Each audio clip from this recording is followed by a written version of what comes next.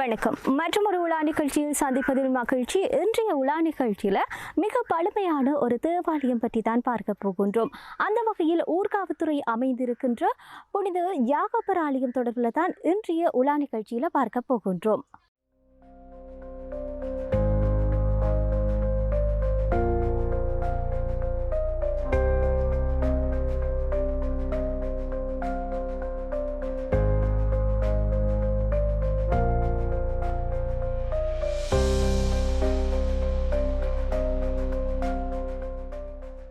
ஊர்காவத்துறையில் அமைந்துள்ள ஆலயங்களுள் இந்த ஆலயம் மிகவும் பழமையானது ஆகும். இவ்வாலயமானது ஊர்காவத்துறையின் கிராம சேவையாளர் பிரிவு J49 கீழ் காணப்படுகின்றது. இலங்கையில் ஸ்பானியர் நாட்டு குருக்கள் தொண்டாற்றிய இடங்களில் தம் நாட்டின் பாதுகாவலரான புனித யாகப்பரின் பெயரால் ஆலயங்களை எழுப்பியுள்ளனர். இவ்வாலயத்திற்கான அடிக்கல்லானது 1815ஆம் ஆண்டு தை மாதம் 1ஆம் திகதி கோவை குருவான வணக்கத்திற்குரிய டல்காடோ என்ற தியான சம்பிரதாய சபை குருவால் அடிக்கல் நாட்டப்பட்டுள்ளது.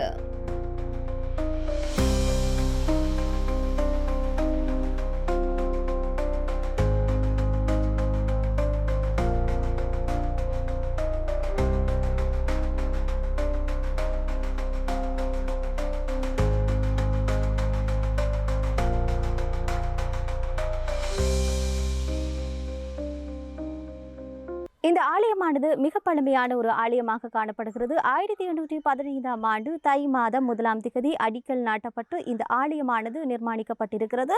அதே சமயத்தில் தற்போது புதுப்பொலிவுடன் இந்த ஆலயம் திருத்தி அமைக்கப்பட்டு பக்தர்கள் அதிக அளவில் வழிபடக்கூடிய ஒரு ஆலயமாகவும் இந்த ஆலயம் காணப்படுகின்றது.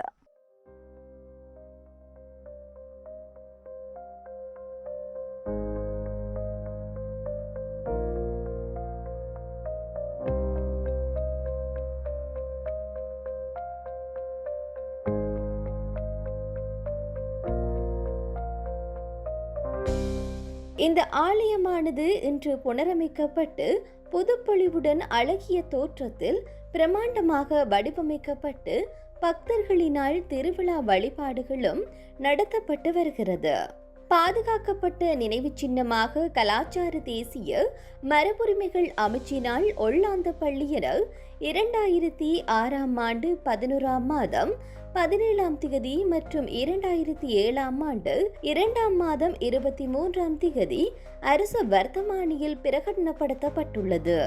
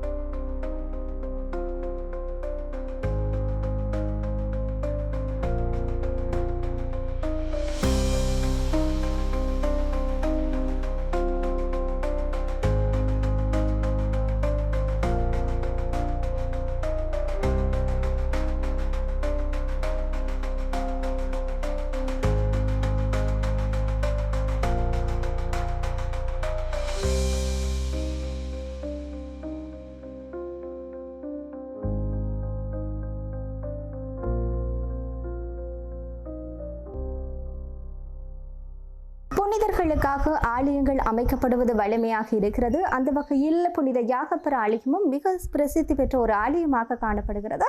இன்றைய உலா நிகழ்ச்சியில் புனித யாகப்பர் ஆலயம் தொடர்பில் பார்த்திருப்போம். மற்றும் ஒரு உலா நிகழ்ச்சியில் சந்திக்கும் வரை தயாரிப்பாளர் சகிராஜுடன் விடைபெற்றுக் கொள்ளும் நான் ரோஷானி மனோரஞ்சன். நன்றி.